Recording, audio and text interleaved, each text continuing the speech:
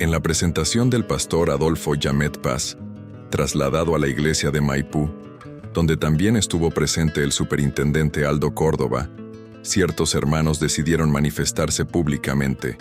No hubo solo aplausos, no hubo solo palabras protocolares, hubo reclamos, hubo exigencias, hubo preguntas que no quisieron seguir siendo ignoradas. Se cuestionó la gestión del superintendente, se pidieron explicaciones por decisiones que han afectado a la iglesia, y eso cambia completamente la escena, porque ya no estamos hablando solo de un acto administrativo, estamos hablando de algo más profundo, de confianza quebrada, de liderazgo cuestionado y de miembros que decidieron no guardar silencio. Y aquí surge la pregunta incómoda que muchos prefieren evitar: ¿es rebeldía levantar la voz dentro de la iglesia? ¿O es responsabilidad espiritual cuando se perciben errores graves en quienes dirigen? Durante años se nos ha repetido que cuestionar es dividir, que pedir cuentas es faltar a la autoridad, que callar es sinónimo de madurez espiritual. Pero la pregunta que debemos hacernos no es qué es más cómodo. La pregunta es, ¿qué es más bíblico? Porque si el silencio protege decisiones incorrectas, si la lealtad se vuelve ciega, si la autoridad deja de rendir cuentas, entonces el problema ya no es el conflicto. El problema es la falta de verdad. Hay una tentación muy común y peligrosa en muchas congregaciones: callar ante la injusticia para no causar problemas, o no dañar la reputación, o no dividir a la congregación. Pero la Biblia nos enseña que el silencio frente al pecado no es neutralidad, es complicidad espiritual. Dios confronta a quienes guardan silencio mientras otros son dañados. Una de las representaciones más claras de esta verdad está en Ezequiel 33:6, donde Dios declara que si el centinela ve venir la espada y no avisa al pueblo, será responsable de la sangre de su hermano. La responsabilidad de advertir, levantar la voz y confrontar no es opcional. Cuando el silencio protege al corrupto, no protege a Dios, protege al pecado. Jesucristo no solo llamó al arrepentimiento personal, sino que no tuvo miedo de confrontar abiertamente a líderes religiosos cuando se desviaron del camino de la justicia y la verdad. En Mateo 23, Jesús pronuncia duros ayes sobre los fariseos que presumen de piedad mientras oprimen al pueblo. El apóstol Pablo no se detuvo ante su igual, Pedro, cuando éste actuó con hipocresía. Gálatas 2, 11, 14. Pablo entendió que ninguna persona, sin importar cuán prominente sea, debe estar por encima de la verdad del Evangelio. Además, en 1 Timoteo 5:20, Pablo instruye que cuando un anciano peca, debe ser confrontado públicamente para que la iglesia entienda que no hay privilegios para quienes lideran sin humildad ni justicia.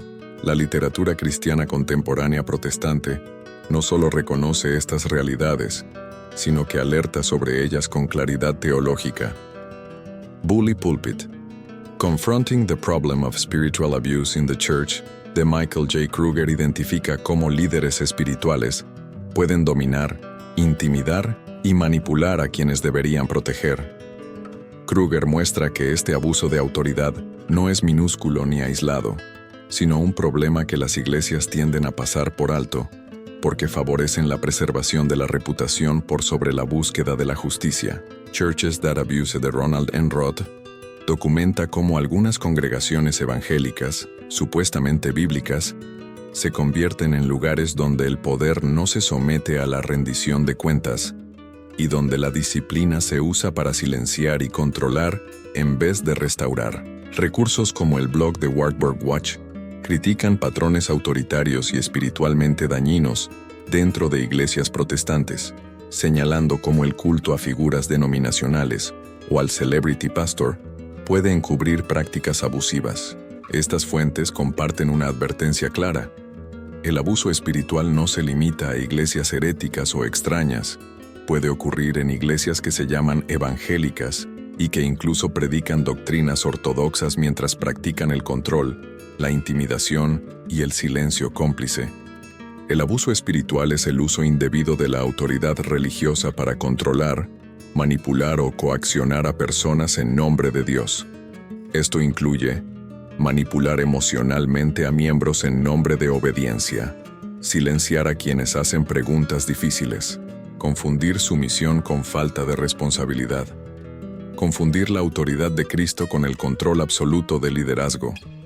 Autores como Chuck de Groot, When Narcissism Comes to Church, y Diane Langberg, Redeeming Power, señalan cómo personalidades narcisistas y estructuras sin rendición de cuentas pueden dañar profundamente la iglesia y dejar a víctimas en silencio. Este abuso no es siempre evidente desde afuera, pero se reconoce cuando alguien es herido, humillado o callado por expresar su dolor o buscar justicia. La iglesia está llamada a seguir a Cristo, no a líderes humanos.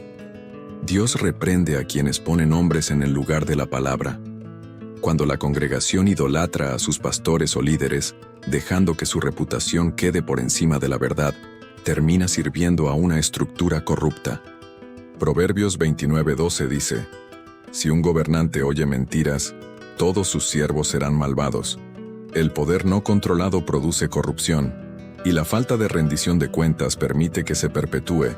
Cuando la iglesia no exige transparencia, cuando no pide cuentas a quien maneja finanzas o relaciones humanas, cuando minimiza las quejas de los más vulnerables, no solo protege al abusador, se hace parte de su maldad. La iglesia tiene un proceso para confrontar el pecado. Mateo 18:15-17.